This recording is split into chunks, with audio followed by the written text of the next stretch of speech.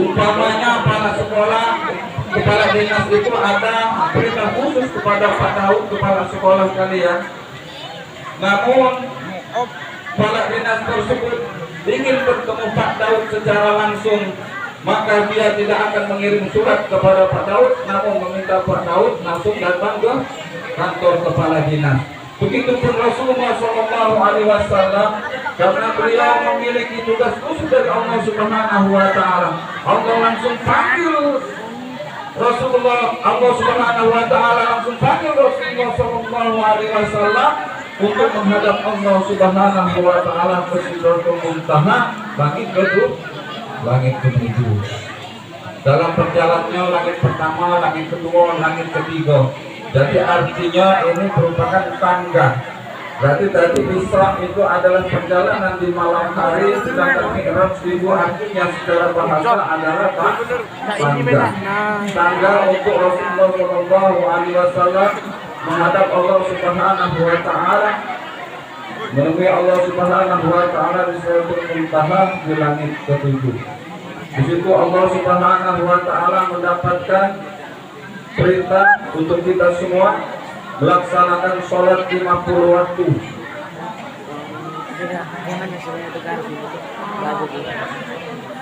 Baik, siswa-siswi SMP negeri, coba kalau kita dapat tugas sholat 50 waktu, kira-kira sanggup tak? Hah? Tidak, kenapa lah sanggup? Hah? Tidak baca tidur, tidak baca dari. Disinilah rencananya Allah Subhanahu wa Ta'ala, bahwa sholat 50 waktu itu sekarang menjadi 5 waktu, 1 hari, 1 malam. Cukup, bertanya dilaksanakan kan sholatnya?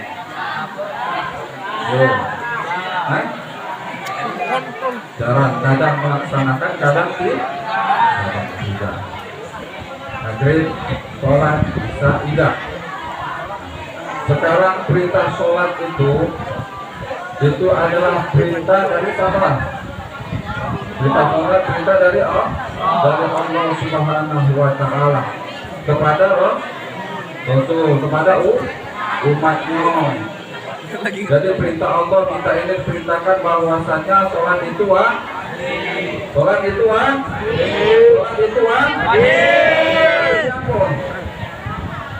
itu wajib bagi kita semua. Sholat itu wajib untuk kita semua.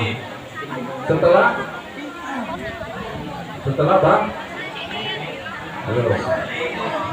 balik kita diwajibkan sholat 5 waktu sehari semalam.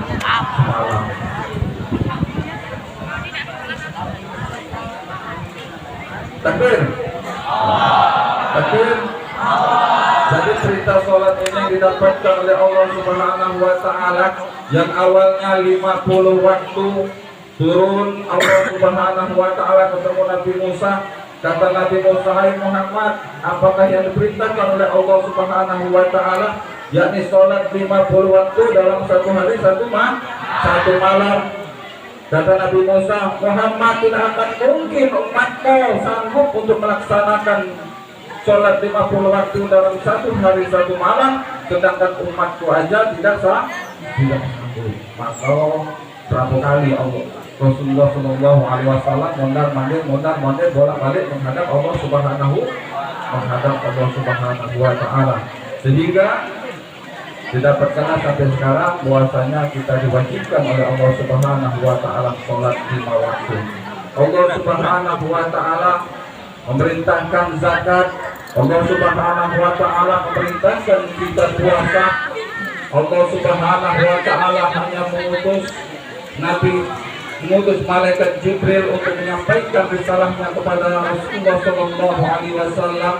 Namun perintah sholat ini Allah Subhanahu wa Ta'ala tidak memberikan utusan selain Nabi Muhammad SAW, langsung dipanggil oleh Allah Subhanahu wa Ta'ala untuk naik ke langit ketujuh menghadap Allah Subhanahu wa Ta'ala di Sidratul Muntaha. Sebenarnya posisinya bukan di langit ketujuh. Langit ketujuh itu di atasnya lagi langit ketujuh, langit Sidratul Muntaha. Karena langit ketujuh itu hanya batasnya malaikat yang mampu menyapainya. Malaikat pun tidak mampu untuk langsung melewati daripada langit ketujuh, namun Nabi Muhammad SAW mampu untuk melewatinya karena pertolongan Allah Subhanahu wa Ta'ala. Dalam peristiwa ini sebenarnya adalah mengenai keimanan kita kepada Allah Subhanahu wa Ta'ala. Bahwasanya peristiwa Isra Mi'raj ini benar-benar terjadi. Tapi kalau menurut akal logika kita, peristiwa ini tidak mungkin terjadi. Karena kalau menurut hukum logika, ini peristiwa ini tidak masuk di akal. Karena pasti kalau menurut hukum akal ada sebab, pasti ada akibatnya. Karena seperti contoh, adik-adik ini adalah sebab, adik-adik ini adalah akibat, sebabnya adalah orang tua kalian, baik laki-laki maupun perempuan. Ada orang tua laki-laki, ada orang tua perempuan, maka akibatnya adalah adik-adik. Itu menurut hukum akal masuk akal. Tapi peristiwa Isra Mi'raj ini walaupun tidak masuk di akal kita, namun keimanan kita yang telah memantapkannya bahwasanya peristiwa ini benar-benar terjadi dengan izin Allah Subhanahu wa Ta'ala. Namun realisasinya dalam kehidupan kita bahwasanya sholat 5 waktu dalam sehari semalam ini wajib kita laksanakan.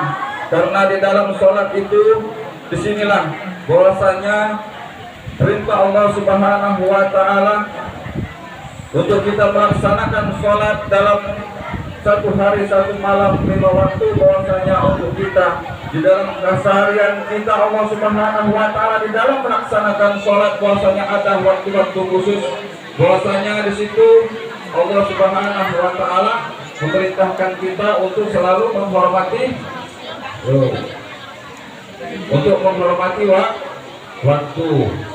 Artinya dalam kegiatan kita di situ ada waktunya. Di sini adalah untuk mengatur diri kita untuk lebih menghormati waktu. Di dalam sholat itu ada perintah Allah Subhanahu wa Ta'ala sujud.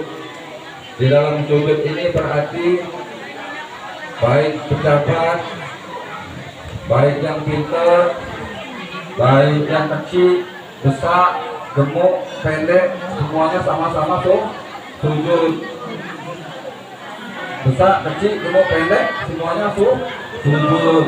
Itu artinya di dalam kehidupan kita ini jangan sombong. Karena di hadapan Allah Subhanahu wa Ta'ala di dalam sholat itu sujud kita sama-sama, berarti kita dilarang. Jadi dalam kehidupan kita jangan memiliki sifat sombong di dalam diri kita. Karena Nabi Adam alaihissalam yang sudah di dalam surga pun ada sifat sombong di dalam diri. Jadi adik-adik yang saya cintai dan yang saya banggakan, jadi di sini Allah Subhanahu wa Ta'ala memerintahkan kita untuk sholat 5 waktu dalam sehari semalam. Itu artinya di dalam kehidupan kita bahwasanya setiap perbuatan kita ini nantinya akan dimintai pertanggungjawaban oleh Allah Subhanahu wa Ta'ala. Setiap perbuatan kita di dunia ini akan dimintai pertanggungjawabannya oleh Allah Subhanahu wa Ta'ala. Ketika pahala sholat kita diterima oleh Allah Subhanahu wa Ta'ala, juga ketika sholat kita diterima oleh Allah Subhanahu wa Ta'ala, maka kebaikan puasa kita, kebaikan zakat kita dimaafkan. Jadi Allah Subhanahu wa Ta'ala memberikan orang tua kita rezeki untuk memberi hati, maka gunakanlah hati tersebut untuk hal-hal yang baik. Gunakanlah hati tersebut untuk hal-hal yang mau dengan kita mempersiapkan diri kita dari sekarang, insya Allah kedepannya kita akan lebih baik lagi. Namun yakinlah adik-adikku bahwasanya yang juara ranking pertama, yang pintar biasa di sekolah ini, kalau menurut Allah Subhanahu wa Ta'ala tidak akan selalu sukses. namun yang sukses adalah orang yang diberikan kenikmatan kelebihan oleh Allah Subhanahu wa Ta'ala. Karena boleh dia dapat ranking juara di sekolah, namun dalam masalah rezeki itu semuanya adalah Allah Subhanahu wa Ta'ala yang aturnya. Karena tidak semua orang yang ranking pertama itu di dalam kehidupan sehari-harinya akan menjadi sukses setelahnya. Karena banyak, sama contoh teman-teman saya juga sama di dalam sekolahnya, ketika sekolah itu tidak mendapatkan ranking, tapi ketika selesai sekolah rezekinya adalah diberikan oleh Allah Subhanahu wa Ta'ala, rezekinya yang lebih baik. Yang nilai sekolahnya tidak jadi apa? Tidak jadi apa-apa.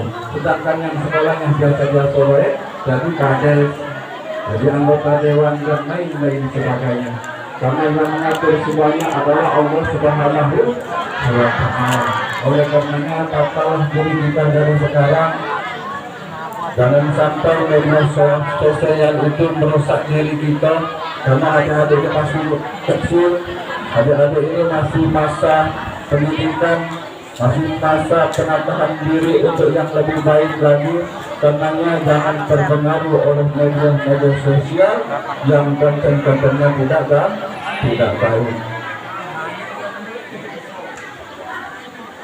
Oleh karenanya di dalam kehidupan kita, biasanya kita ini harus ada pembimbing untuk lebih mengarahkan diri kita, yakni guru. Makanya kita disekolahkan oleh orang tua kita ke sekolah, dijadikan presiden, dijadikan kades dan lain-lain sebagainya. Insya Allah, bapak-bapak dan ibu-ibu dan adik-adik yang saya cintai, tidak banyak yang dapat saya sampaikan pada kesempatan yang berbahagia ini.